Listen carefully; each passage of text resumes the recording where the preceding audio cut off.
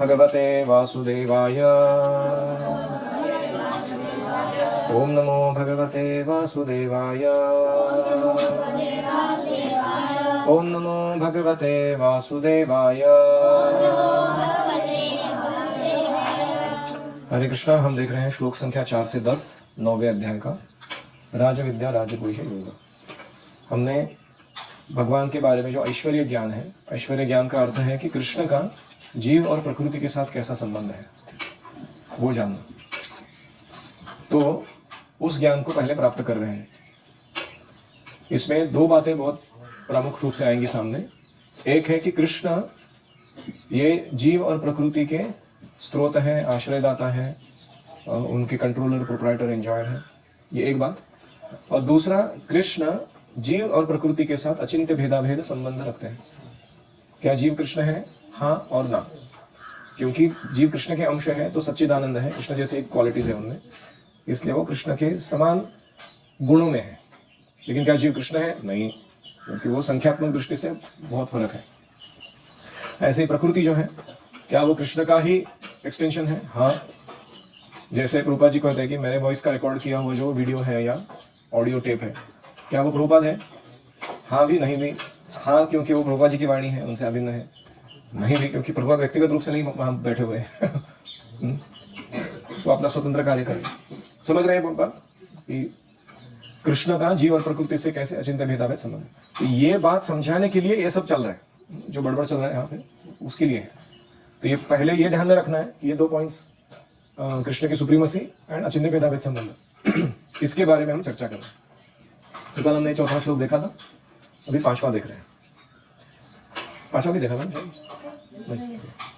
न च मत्स्थानि भूतानि पश्य मे योगमैश्वरम् भूतभृन्न च भूतस्थो ममात्मा भूतभावनः न च मत्स्थानि भूतानि। सारी सृष्टि मुझ में स्थित नहीं है। सारी सृष्टि मुझ में स्थित नहीं है। पश्य मे योगमैश्वरम्, देखो मेरी अचिंत्य योग शक्ति। भूतभृत, मैं समस्त जीवों का पालक हूं। नहीं च भूतस्थः, लेकिन मैं विराट रूप में उपस्थित नहीं हूं। मम आत्मा भूत भावनः, समस्त अभिव्यक्तियों का मैं स्वयं ही स्रोत हूं। सोर्स, स्रोत मतलब सोर्स, ओरिजिन। भाषांतर। तथापि मेरे द्वारा उत्पन्न सारी वस्तुएं मुझ में स्थित नहीं रहती। जरा मेरे योग ऐश्वर्य को तो देखो। यद्यपि मैं समस्त जीवों का पालक भरता हूं और सर्वत्र व्याप्त हूं, लेकिन मैं इस विराट अभिव्यक्ति का अंश नहीं हूं। मैं सृष्टि का कारण स्वरूप हूं। हरि ओम सहना भवतु सहनौ भुनक्तु सह वीर्यं करवावहै तेजस्विनावधीतमस्तु मा विद्विषावहै। ओम शांति शांति शांतिः। ओम अज्ञानतिमिरान्धस्य ज्ञानाञ्जनशलाकया चक्षुरुन्मीलितं येन तस्मै श्रीगुरवे नमः। जय श्री कृष्ण चैतन्य प्रभो नित्यानंद श्री अद्वैत गदाधर श्रीवासादि गौर भक्त वृंद। हरे कृष्णा कृष्णा कृष्णा हरे हरे, हरे राम राम राम हरे हरे। हरे कृष्णा। तो हम लोग ने एटलास का चित्र देखा रहेगा कि वो कैसे पृथ्वी के भार को उठा रहा है और उसके नीचे स्ट्रगल मार रहा है। देखा हमने? ग्रीक माइथोलॉजी में आता है। उनके यहाँ का ऐसा एक संकल्पना है कि कोई एटलास नाम का व्यक्ति वो पृथ्वी के भार को उठा रहा है। हाँ। तो रूपा जी कहते हैं, जब कृष्ण कहते हैं कि मैं सारे जगत मुझ पर आश्रित है, मैं इसका भार उठा रहा हूँ, तो क्या वो एटलस जैसे संघर्ष कर रहे हैं? नहीं। कृष्ण के लिए इतने बड़े विश्व को चलाना, उसके जीवों का भरण पोषण करना, उस विश्व को धारण करना, ये कुछ भी प्रयास करने की ना जरूरत हो ऐसा कार्य है। देखते हैं कि हम अनंत शेष के सिर पर ब्रह्मांड रेस्ट कर रहा है, और वो ब्रह्मांड ऐसा लगता है मानो हाथी के सर पे कोई तिल का दाना रख दिया। उसको कितना तकलीफ होगा उसको उठाने में? कुछ नहीं। ऐसे भगवान को कोई समस्या नहीं है इस जगत का भार उठाने में। और इसीलिए भक्तों का ये विश्वास है कि ये सब पॉपुलेशन एक्सप्लोजन, फूड स्कैरसिटी, ये सब जो बड़बड़ कर रहे हैं हम लोग, ये सब एक ही कारण से है, कृष्ण भक्ति का अभाव। अगर हम कृष्ण भक्त बनेंगे, भगवान के पास कितने सारे जीवों को कितना सारा ऐश्वर्य, कितना सारा अन्न, भरण पोषण देने का अनगिनत क्षमता है, उसका कोई वर्णन ही नहीं कर सकता। कुछ कमी नहीं पड़ेगी किसी को, भले कितने भी जीव क्यों ना हो जाए, कितने भी मनुष्य को लोक संख्या कितना विस्फोट क्यों ना हो जाए। इसलिए ये सब आर्टिफिशियल है, ये मैन मेड है ये सब चीजें, क्योंकि हम भगवान के नियमों को पालन नहीं कर रहे हैं। तो इसलिए ऐसे स्केर्सिटी को, कमी को महसूस कर रहे हैं। तो ये है कि मैं सारे जीवों को कैसे धारण किया हूं, मेंटेन कर रहा हूं, उसका वर्णन। अभी भगवान खुद ही कहते हैं पश्चिमे योगम ईश्वरम, मेरे योगा ऐश्वर्य को देखो। इसका मतलब क्या है कि पश्य का अर्थ है देखो मेरी एक्सपर्टीज को, मेरी निपुणता को देखो। तुम, मैं इस जगत को चला तो रहा हूं लेकिन खुद उसमें फंसा नहीं हूं। बहुत बार क्या होता है, हम कोई क्रिएशन करते हैं ना, हम खुद उसमें फंस जाते हैं। जैसे गुरुकुल है, अभी इसको चलाने के लिए कौन फंसा हुआ है? नहीं फंसा हुआ है कि नहीं?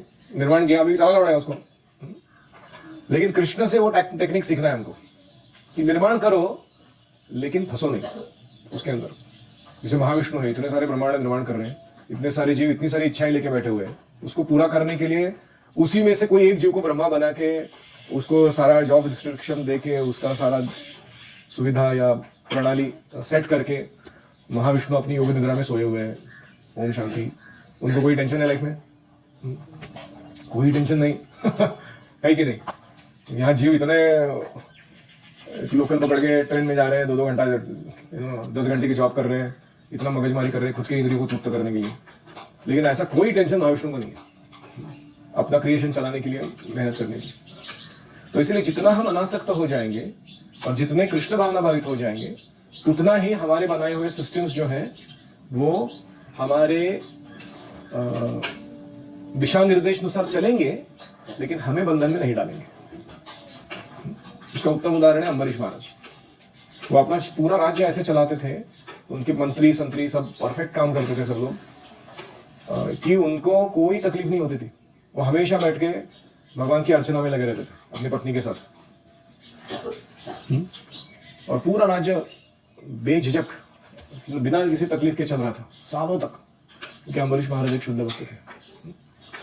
तो इसलिए ये इसको कहते हैं पश्चिम योगम ऐश्वर्य। ये कृष्ण और कृष्ण के भक्तों से सीखना चाहिए हमें, ये विशेष योगा ऐश्वर्य है। तो पश्य का अर्थ है जस्ट सी माई एक्सपर्टीज।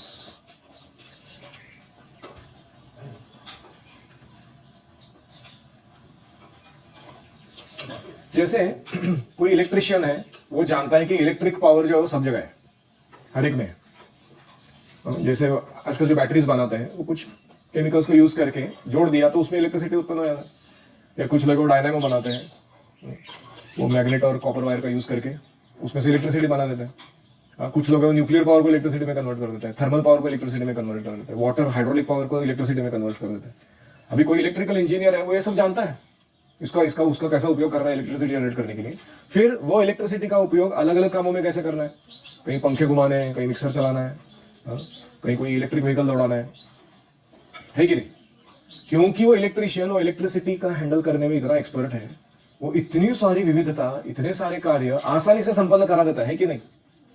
ऐसे ही कृष्ण अपनी सारी शक्तियों को, वो इलेक्ट्रिशियन जैसे इलेक्ट्रिसिटी को जानता है वैसे जानते हैं, और इसीलिए वो विविध कार्य संपन्न कर सकते हैं बिना कोई मेहनत उठाए।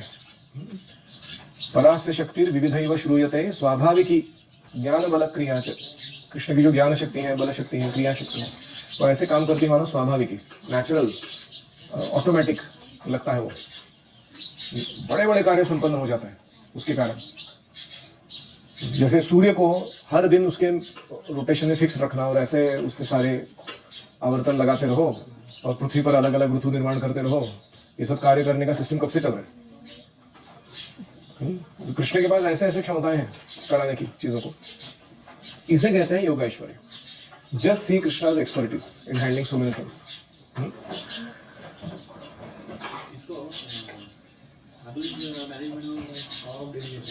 पावर ऑफ डेलीगेशन वो एक हो गया type, but that is not the only power Krishna has.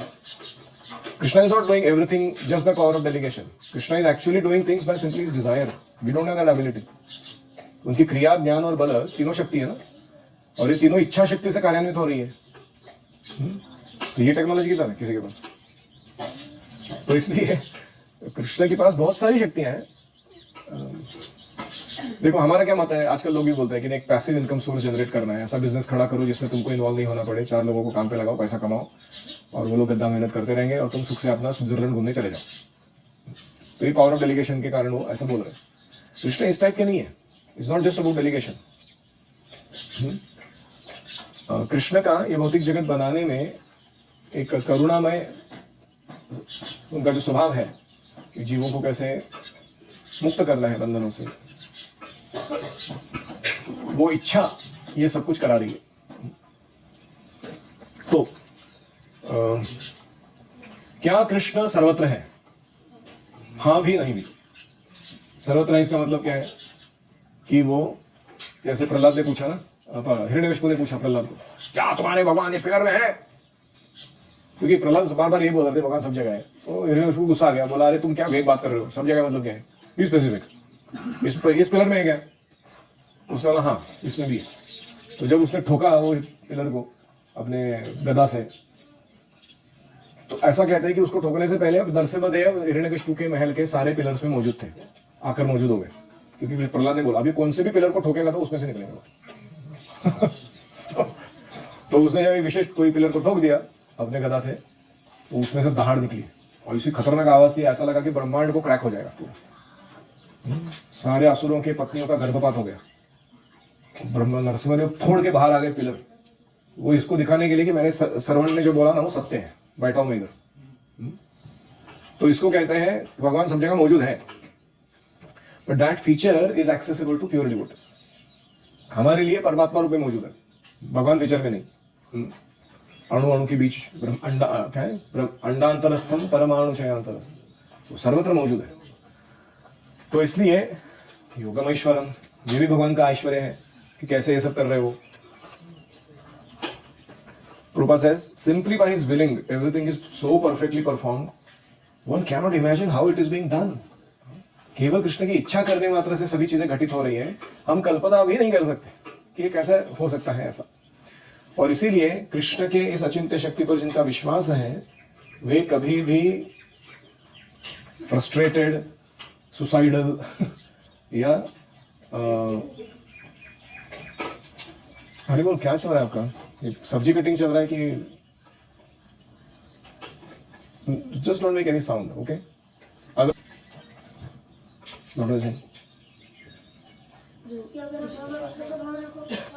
हाँ, क्योंकि भक्त को कृष्ण की अचिंत्य शक्ति पर विश्वास है और कृष्ण कैसे सब कुछ करने में सक्षम है. कर्तुम अकर्तुम अन्यथा कर्तुम. कृष्ण जो सामान्य रूप से संभव है वो तो कर ही सकते हैं, जो असामान्य है, सामान्यतः संभव है ही नहीं, वो भी कर सकते हैं. और ये दोनों के परे भी कुछ और है अन्यथा, तो वो भी कर सकते हैं. Krishna can do the ordinary, the extra ordinary and beyond. तो इसलिए भक्त जो है वो कभी फ्रस्ट्रेट नहीं होते. वो अपने प्रयास हमेशा अच्छे से करते रहते हैं. उनको पता है कि अगर कृष्ण ने इच्छा कर दी तो यहाँ पे सब कुछ तख्ता पलट जिसको कहते हैं, 2 सेकंड में सारा सिचुएशन बदल सकता है. जैसे जरासंध के साथ हुआ था. जरासंध ना जयद्रथ के साथ भी हुआ था. नहीं, जरासंध का भी तख्ता पलट कृष्ण नहीं किया ना. उसको लग रहा था कि वो स्ट्रांग है वो, और उसने कृष्ण को और अर्जुन को नहीं चुना, बोला कि भीम को चुनता हूँ, क्योंकि उसको मालूम था भीम थोड़ा गुस्सेला है, दिमाग से काम कम लेगा ये. लेकिन उसका दिमाग कौन थे? कृष्ण थे. तो उसी के स्ट्रेंथ के गर्भ में उसको ही फंसा के उसको फाड़ के भगवान ने आधा करके इधर उधर डलवा दिया. वो भी भीम के थ्रू, खुद मेहनत किया ही नहीं. So this is how Krishna can do anything. और इसलिए simultaneously the Lord is present in everything and yet the common man can not understand him. भगवान सर्वत्र व्याप्त है, लेकिन फिर भी उन्हें सामान्य व्यक्ति देख नहीं पाता. He cannot understand how he is also present personally एक व्यक्ति सब जगह व्यक्तिगत रूप से कैसे मौजूद हो सकता है? एक जगह ही रहेगा ना। तो इस प्रकार ये सब मौजूदगी के बावजूद कृष्ण जो है he is different from his material manifestation. भौतिक प्रकट जो हुआ है विश्व, उससे वो अलग ही है। हाँ? इसको कहते हैं योगम ऐश्वरम।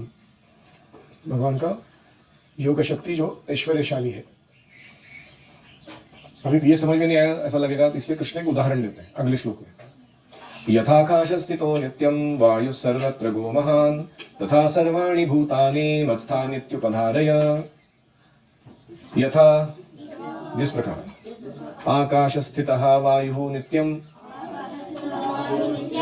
आकाश में स्थित हवा सदैव, सर्वत्र गह सभी जगह बहती रहती है, महान महान रूप से, तथा उसी प्रकार सर्वाणि भूतानि सारे प्राणी मत स्थाने मुझ में स्थित है, इति उपधारय इस प्रकार समझो। जिस प्रकार सर्वत्र प्रवाहमान प्रबल वायु सदैव आकाश में स्थित रहती है, उसी प्रकार समस्त उत्पन्न प्राणियों को मुझ में स्थित जानो। तो आकाश में वायु स्थित है और वायु हमेशा चलायमान है, प्रवाह चल रहा है उसका। ऐसे ही कृष्ण में सारे प्राणी मात्र उपस्थित है और वो अपने अपने गतिविधियों में लगे हुए हैं। इस प्रकार से तुम जानो। समझ में आ रहा है? प्रभुपाद लिखते हैं, सामान्य जन के लिए समझ पाना कठिन है कि इतनी विशाल सृष्टि भगवान पर कैसे आश्रित है। जब मैंने पहली बार समुद्र देखा था ना रत्नागिरी जाके, तो मुझे इतना आश्चर्य हुआ था, क्योंकि आज तक मेरे को इनफाइनाइट का कोई कॉन्सेप्ट मालूम नहीं था लाइफ में। अच्छा बच्चा था मैं ना, I think I was in 6th standard और समथिंग, 11 साल। तो पहली बार समुद्र देखा मैंने। ये क्या है? इतना विशाल समुद्र कोई निर्माण कैसे कर सकते हैं? आज तक तो एक वाटर टैंक देखा था सिंटेक्स का या कोई म्यूनिसिपैलिटी का, उसमें थोड़ा बहुत पानी देखा था। ये क्या है पानी है? पूरा माइंड ब्लोइंग एक्सपीरियंस था वो, दिमाग उड़ गया एकदम पूरा। तो ऐसे कृष्ण का जो ordinary person can not understand, ये चला कैसे रहे इतनी सृष्टि को भगवान बड़ी आसानी से। तो भगवान कहते हैं आकाश हमारी संकल्पना में सबसे बड़ा मैनिफेस्टेशन है कि नहीं? आकाश कितना बड़ा है, तो ये हम सबसे बड़ा समझ लेते हैं। अभी उसमें जो वायु है वो भी बड़ी विराट है कि नहीं? वो भी आकाश में उपस्थित वायु जो है, वो वायु की संकल्पना भी हमारे विजन में सबसे इनफाइनाइट कॉन्सेप्ट है वो, है कि नहीं? तो भगवान इसी उदाहरण को देते हैं। वो कहते हैं कि वायु की गति से हर एक वस्तु की गति प्रभावित हो रही है, लेकिन वायु महान है, वो आकाश में हमेशा स्थित रहती है, आकाश से परे नहीं होती। इसी प्रकार समस्त विचित्र विराट अभिव्यक्तियों का अस्तित्व भगवान की इच्छा के कारण है, लेकिन प्रत्येक वस्तु उनकी इच्छा के अधीन तो है। ये सारी इच्छाएं भगवान की इच्छा से ही सारी वस्तुएं उत्पन्न हो रही है, उनका पालन हो रहा है, संहार हो रहा है। इतना करने पर भी भगवान उन वस्तुओं से पृथक रह रहे हैं। जैसे वायु सब प्रकार के कार्य करा रहा है जीवों के, लेकिन वो वायु वो जीवों के बाहर उपस्थित है। हाँ या ना? अंतर बहिर्वायुरिवात्म साक्षी। नारद मुनि को व्यासदेव कह रहे हैं कि आप मेरे अंदर और बाहर वायु के समान हैं, सब कुछ जानते हैं मैं क्या कर रहा हूं, साक्षी हो आप मेरे सारे कार्यों के।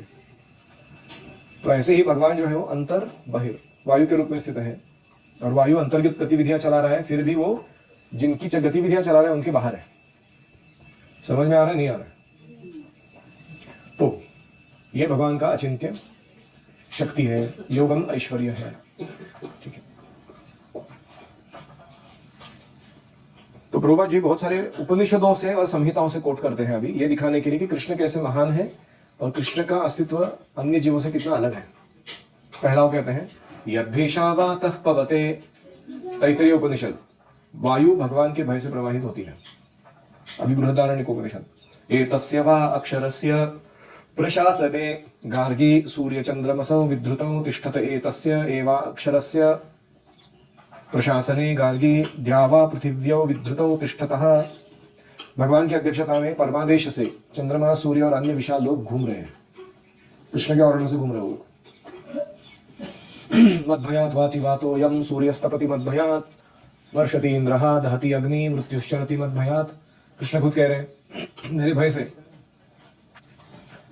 मद्भयात् वाति वातो यम, ये वायु बह रही है। सूर्यस्तपति मद्भयात्, हर दिन सूर्य टाइम पे उगता है, टाइम पे अस्त होता है, सही उष्मा देता है मेरे भय के कारण। वर्षति इंद्रः दहति अग्नि, इंद्र वर्षा करते हैं, अग्नि में दाहकता होती है। मद्भयात्, ये सब मेरे भय से काम कर रहे हैं। मृत्युश्चरति मद्भयात्, यहां तक कि मृत्यु जो है वो अपना टोल इकट्ठा करते हुए घूम रही है यहाँ पे, वो मेरे भय से काम कर रही है। ऐसे कृष्ण की स्थिति है। ऐसा अगर कोई आपका पिता हो जो ये सब डिस्क्रिप्शन रखता है, आपको किस बात का डर है? आप पॉइंट समझ में आना आपको।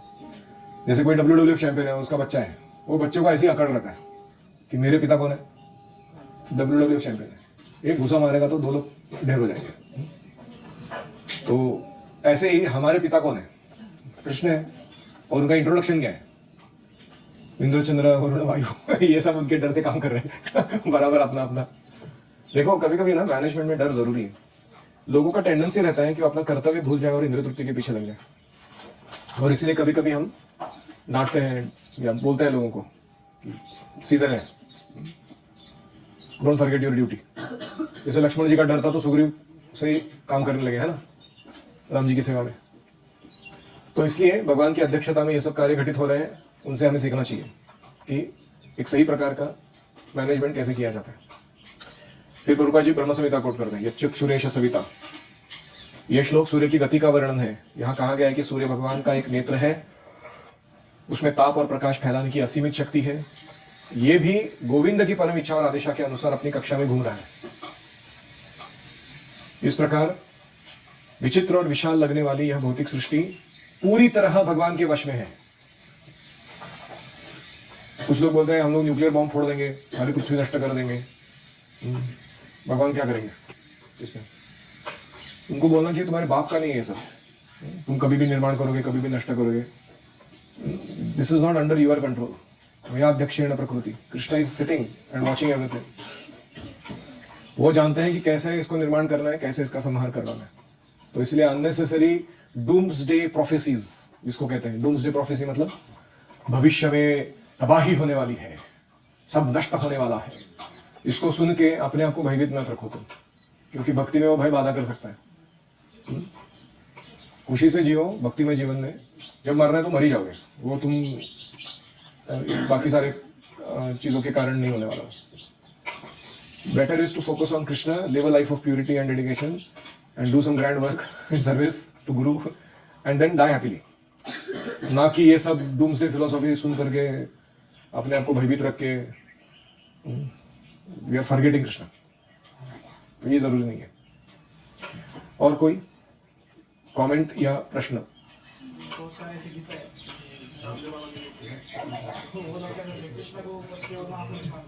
Correct. To think Krishna as an ordinary person और even a great person, a great living entity is offence. वो अपराध है भगवान को ऐसे समझना। ये क्या वर्णन दे रहे भगवान यहाँ पे? कोई ऑर्डिनरी व्यक्ति है ये? तुम में से तो कौन है ऐसा ये सब करने वाला?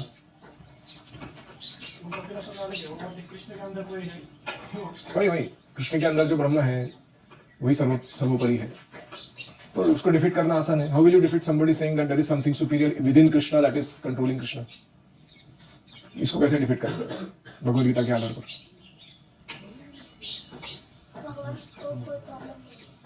नहीं, प्रश्न समझा क्या?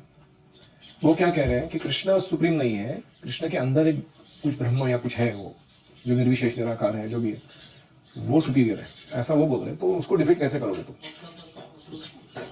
ओके, कृष्ण मत्तः परतरम न अन्यत्, मेरे से बढ़कर कोई ट्रुथ सुपीरियर नहीं है, ऐसे बोल रहे हैं। दूसरा, वो प्रकृति के बारे में बोल रहे हैं, अपने अंदर क्या बारे में कुछ बोलोगे?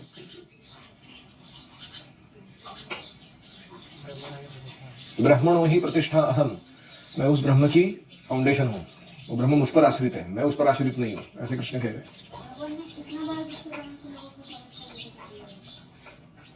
भगवान इतने महान है कि तुम्हारे जैसे बुद्ध लोगों को समझ में आएगा कितने महान है, ऐसा तुम बोलोगे उसको।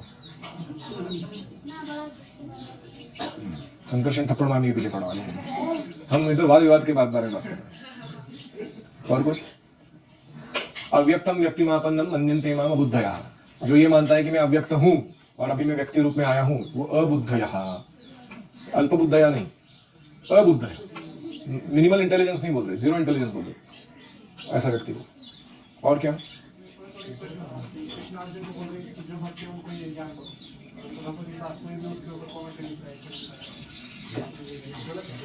लेकिन क्षत्रिय राजा नहीं है ना ये सब कंट्रोल करने के लिए। Who will write on which subject, इसको बताएगा कौन किसको?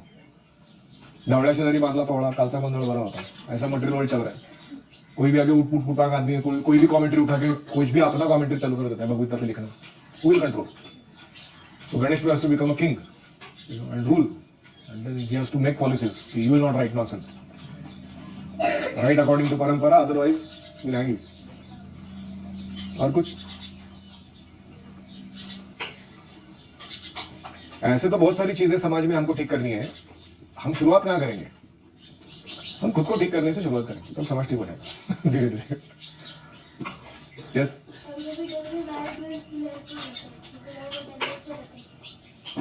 हाँ, कभी कभी मैनेजमेंट में डर जरूरी होता है, नहीं तो लोग क्या है ना, टेकन फॉर ग्रांटेड रहते हैं। मुझे लगता है चलता है, कौन देख रहा है, कोई कुछ नहीं कर रहा है। प्रभुपाद जी से डर था कि नहीं था? आदरयुक्त डर था कि इनको डिस्प्लीज नहीं करना है, वो डर अच्छा है।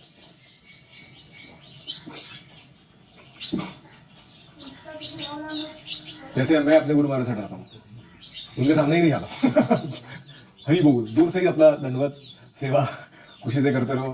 कभी खुद बुलाएंगे, पास तो जाएंगे, पूछेंगे कि क्या चल रहा है तुम्हारा, ईयरली एक रिपोर्ट दे देंगे, उतना ही अपना औकात है उससे ज्यादा नहीं। तो ये भीतियुक्त डर है, ये आदरयुक्त डर है, तो बहुत अच्छा है। ये तो आपकी परिचय हो जाता है, फिर आवा क्या होने लगती है। Yes,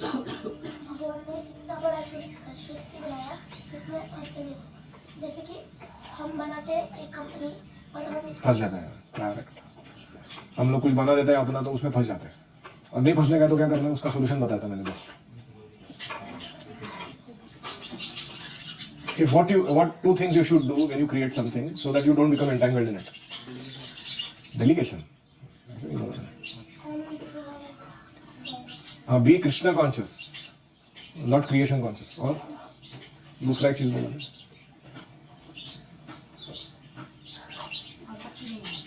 cultivate detachment. It's a matter of cultivation. तो ऐसा आ नहीं रहेगा, अचानक नहीं आने वाला वो अनासक्ति। You have to practice. इसलिए शादी करना तुम। शादी is a very wonderful way to actually become detached from material life than to superficially become detached. I'm not joking. It's a proper arrangement by which one can understand the workings of Prakriti, workings of material energy, and one can actually ensure one remains safe in bhakti as well as get detached from material things, provided you have a good shelter, spiritual shelter.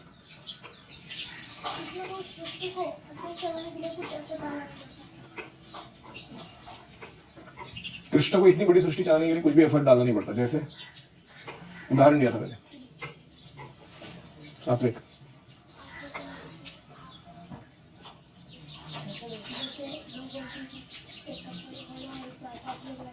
नहीं वो नहीं, जैसे कोई electrician वो भी नहीं। अगर हाथी के सर पे तिल रख दिया जाए तो उसको कितना वेट होएगा? ऐसे ही अनंत शेष के ऊपर ब्रह्मांड रखे गए उसको धारण किए हुए, सारे डूब नहीं रहे ना ब्रह्मांड, तो हर एक ब्रह्मांड जो है वो तर रहा है, तो अनंत शेष बोल दिया। ऐसा एक और एग्जांपल है वराहदेव। आप उनके टस्क के ऊपर पूरी पृथ्वी उठाते हैं, टस्क कितना डेलिकेट होता है, उठ सकता है, लेकिन वराहदेव को कोई फर्क नहीं। पृथ्वी को उठा लाते हैं वराहदेव अपने दांतों पे। टस्क मतलब क्या होता है? बाहर के दांत, अंदर के दांत, बाहर के दांत। और वो हरक्यूलस या अटलास के जैसा स्ट्रगल नहीं मार रहे हो वराहदेव, उसको उठाते समय। तो ये क्वेश्चन है कि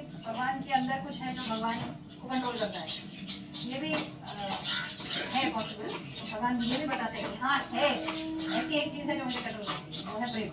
तो अगर भगवान से भी कुछ ऊंचा है तो प्रेम है। तो अगर आपको बनाना ही है, भगवान को कंट्रोल में लाना ही है, प्रेम करना सीखिए। भगवान के अंदर है राधा रानी हृदय में, या उनकी वो उनको कंट्रोल कर दिया।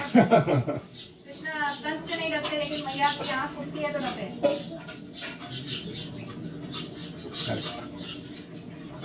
ऑलराइट, श्रील प्रभुपाद की जय, श्रीमद् भगवद गीता की जय। ओम हरे कृष्णा कृष्णा कृष्णा हरे हरे, हरे राम राम राम राम हरे हरे, हरि ओम तत्सत्।